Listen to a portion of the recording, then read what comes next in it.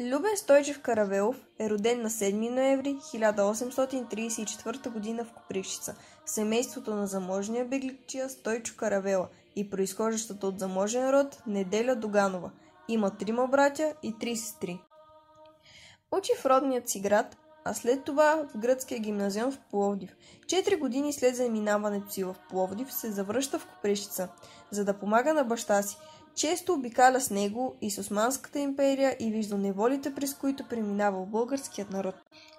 През 1856 година е изпратен в Цариград, за да учи търговия, но той е по-заинтересован от източния въпрос и Кримската война.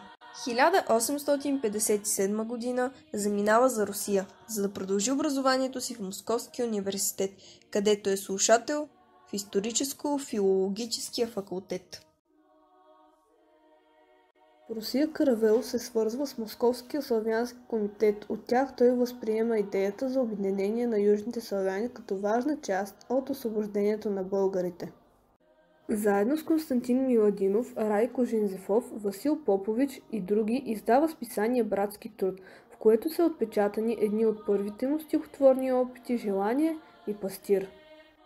През 1867 г. Каравелов заминава за Белград. Там той се сближава с републиканската организация Омладина, бореща срещу авторитарното управление на сръбския княз.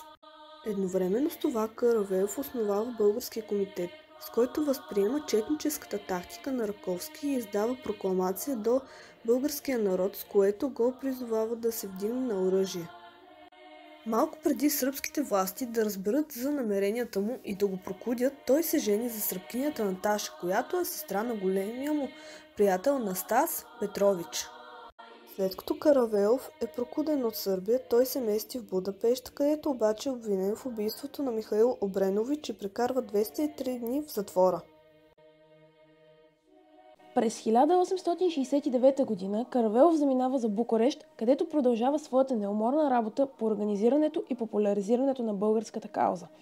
Същата година започва издаването на вестник Свобода, където Каравелов публикува творбите си Войвода, Българи от старо време и Неда. В Букурещ той се обгражда от неголям кръг от хора, сред които Ботев, Левски и няколко други, с които учредяват Българския революционен централен комитет. За председател е избран именно Каравелов. От името на БРЦК през 1870 г. е издадена брошурата «Български глас», в която призовават хората да помогнат за извършването на святото дело. През 1873 г. вестник Свобода спира да бъде печатан, но на негово място Ботев и Каравелов започват издаването на вестник Независимост. Същата година Левски е заловен и обесен, което силно покрусява Каравелов и укротява бурния му нрав. Въпреки това той продължава революционната и публицистичната си дейност. През 1875 г. започва да печата списание «Знание» в Русе и Търново. Там той публикува «Мамино детенце» и «Хубава си моя горо». Списанието е научно-литературно и цели да обогати знанията на хората. Каравелов още не навършил 45 години, умира от туберкулоза на 21 януари 1879 г. в Русе.